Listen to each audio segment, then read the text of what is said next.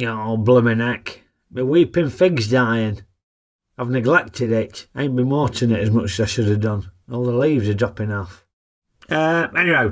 Hey up, Ravers. It's the legendary Sir David Attenborough's birthday on the 8th of May, the world-famous naturist. So in honour of the great man, I thought we'd have a environmental / nature / Attenborough-themed review. So I asked the good ratings, nickel ratings over on my Patreon for their suggestions. And we had some good ones on the whirly wheel, but the rotating review randomiser selected Silent Running.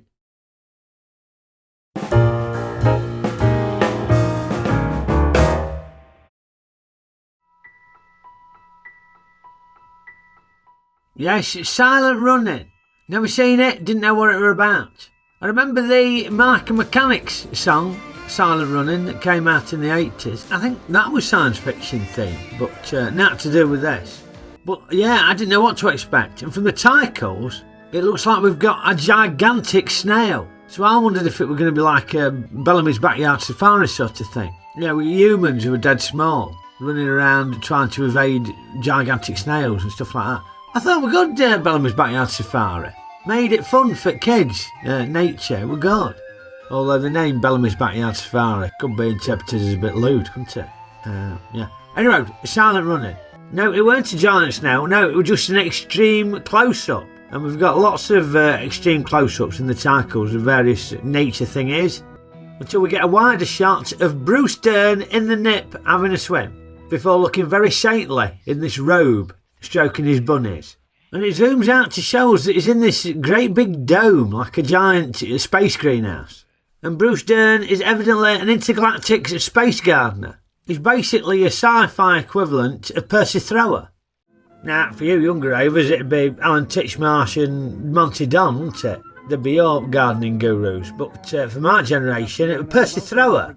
If they're out to do a gardening on the BBC, Percy Thrower would pop up in it. Whether that were his gardening club or Gardener's World or even Blue Peter, Percy would pop up as the expert.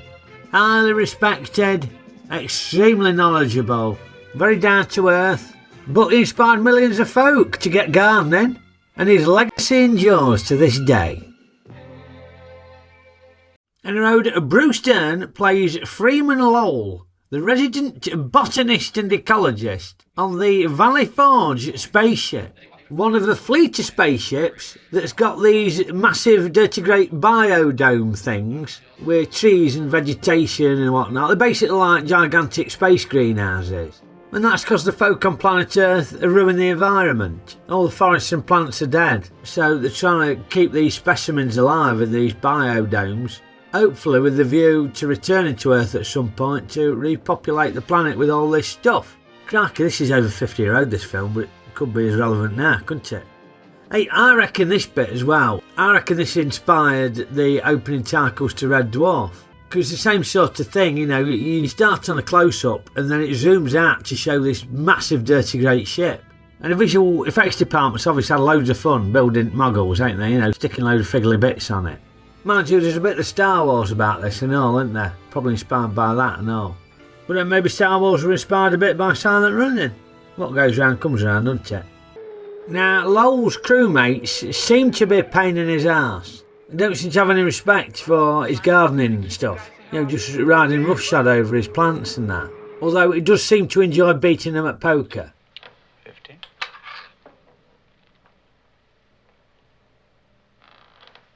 And 100. Now, I've played a bit of poker, you're not allowed to do that. It's called a string bet. You've either got to say call or raise. They should have picked him up on that, but yeah. Anyway, they're expecting an important transmission from HQ. And while his crewmates think they're going to get orders to go home and give up on maintaining these biodomes, Lowell is more optimistic. Because it's my feeling that they're about to re-establish the parks and forest system. So they tune in to this important transmission, but it's fair to say it ain't the news that Lowell were hoping for. Just received orders to abandon and nuclear destruct all the forests and return our ships to commercial service. Now, Lowell, he's absolutely livid, you can see. But his crewmate's delighted because it means they're going to get to go home. Interestingly enough, this bloke in the red, he's the only one who has any sort of empathy with Lowell. The other two seem absolute pillocks, but this bloke doesn't seem so bad. But Lowell, he's absolutely distraught, and he has to take some time by Sen in the biodome to gather his thoughts whilst listening to a Joan Baez soundtrack.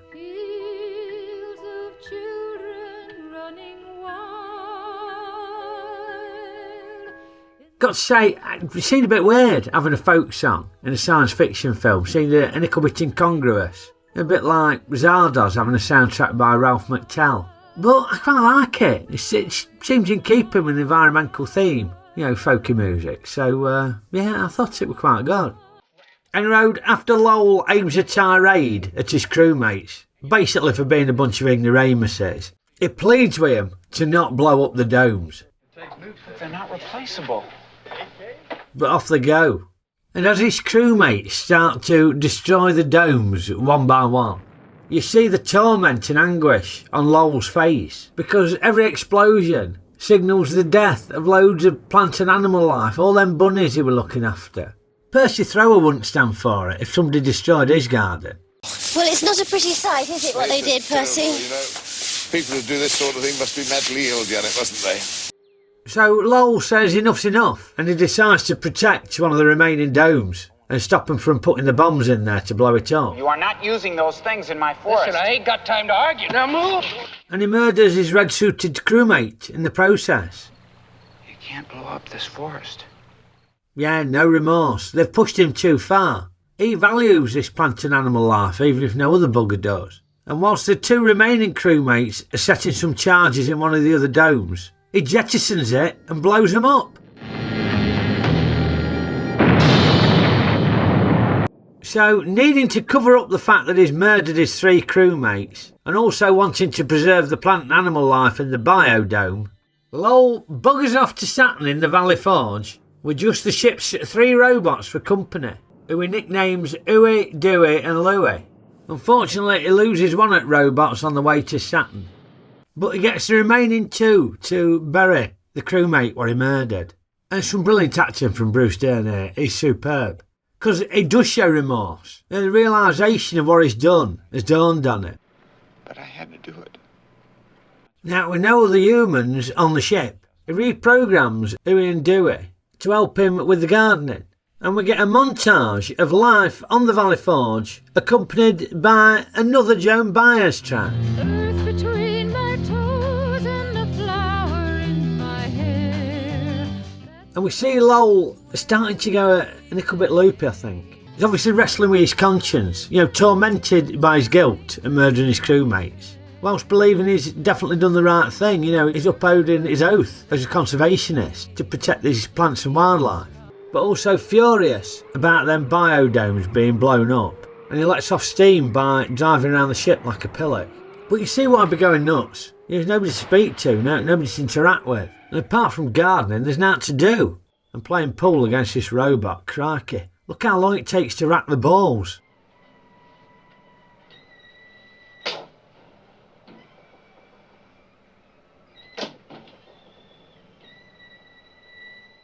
So slow. You'd go crackers, wouldn't you? It'd be like playing Terry Griffith. So he teaches her and Dewey to play poker. I'm here all by myself and you guys are talking between yourselves now. It's not fair. That's a house rule. No more talking. Well, not being funny, if he's told him how to play poker, then they've probably got his bad poker etiquette, ain't they? You see, you're not allowed to show your cards to other players at the table. Everybody has to see them. But I ain't got any sympathy for them. Reap what you sow. You should know that as a gardener. Something else you should know as a gardener is the principle of photosynthesis, because plant life in the biodome is starting to die, and he can't work out why. Well, he obviously ain't been watching Gardener's World enough, has he? Because it's bloody obvious. In buggering off to Saturn to conceal his crimes and protect the dome, he's flown it millions of miles away from the sun, and the plants aren't getting any bloody light. Well, what a tit. That's obvious, isn't it? Everybody knows that the plants need some light. You don't need to be Percy Thrower to know that. But in his haste to try and solve the problem, he drives a bit recklessly on his way to the dome and ploughs straight into Huey, smashing him to bits. And we get what is a surprisingly moving scene as Lowell tries to fix Huey up whilst his robot pal, Dewey, refuses to leave his side and looks very upset. And what I think is brilliant about these robots is that they're full of character. I had to look this up. I weren't sure how they did it, but apparently they got amputees to do it, walking on their hands. And it's very effective, body language, very expressive. I have a lot of sympathy for the robots in this scene. Now, obviously, this is a 1970s science fiction film, so it's got to be depressing. So here's your spoiler alert. Because another freighter from his fleet makes contact with the Valley Forge. And some of the chap says strikes a chord with Lowell about his photosynthesis problems. And it's awfully dark out here, so it'll be safer if you don't blow it up. The sun. That's what it is. The sun. Did you hear what he just said? It's the sun. I don't know, call your son a gardener. And he rigs up a load of artificial lights to act as a sun substitute. And then passes the proverbial gardening torch to Dewey. I've taught you everything that I know about taking care of the forest here. So yeah, the robots are in charge of the forest now. Oh, hang on. Huey's going with him. You have to come with me because you're just not working well enough to help Dewey. Looks like Dewey's going to be doing it on his own. Wonder what he's got in mind for Huey. Well, after he's surmised that the rescue team will quickly find out about all the murders that he's done and also force him to destroy the last biodome, Lowell jettisons the dome safely off into space, with Dewey left to tend to it. And poor old Dewey has to sit there watching Lowell prime the nuclear bombs before send-destructing. Poor bugger, I bet Huey sat there thinking, yeah, I might not have been able to do the gardening, but I could have just stayed there, I could have watched, couldn't I? Give Dewey a bit of company while he did it. I don't think I need to be here for this. But no, this is a 1970s science fiction film, so it's got to be depressing, ain't it? That's the worst thing he's done for me, Lowell. I didn't have a problem with him murdering the other blokes, to be honest. He was doing it for greater good. But I don't see why he's had to blow up Huey. That's selfish. So, yeah, depressing. Or is it a depressing ending? Because the last scene is the last biodome floating off into space with Dewey looking after the plants. Life goes on, assuming those bulbs don't die and the batteries don't run out. Righty-ho, on to Ray's ratings. Well, I'd never seen this, but it looked like a depressing 1970s science fiction film, which regular ravers will know I do enjoy them. So I were hoping for a 3-star film. And I'll be honest, that's what I got, pretty much. It weren't brilliant, but it were good. It had some good ideas in it. Arguably just as relevant now as it were then. I thought the robots were great as well, full of character. So I'm rating Silent Running a 3.5-star, 3-star film. Now, as I say, I really don't know whether or not the end of this film is depressing or not. Don't get me wrong, Bruce Dern pressing the send destruct button and blowing his son up, that's pretty bloody depressing. But Dewey drifting off into deep space whilst watering his plants in the biodome, I don't know if that's depressing or not. Is it uplifting because life goes on and the plants and the wildlife are all thriving thanks to Dewey's loving care and attention?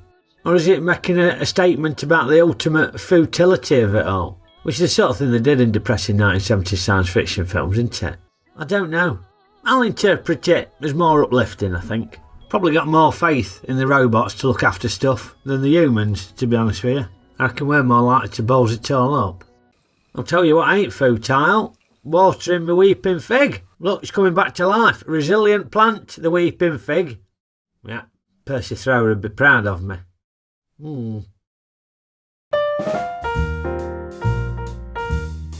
Well, I hope you enjoyed my review of Silent Running Ravers. And if you did, poke the old like button for me. Give it a good old poke. Just make sure you're poking the like button and not the detonate button that's going to blow up a biodome full of plant and animal life and loads of bunnies. And remember to share our reviews with your mates and subscribe if you ain't already a subscriber. Much appreciated.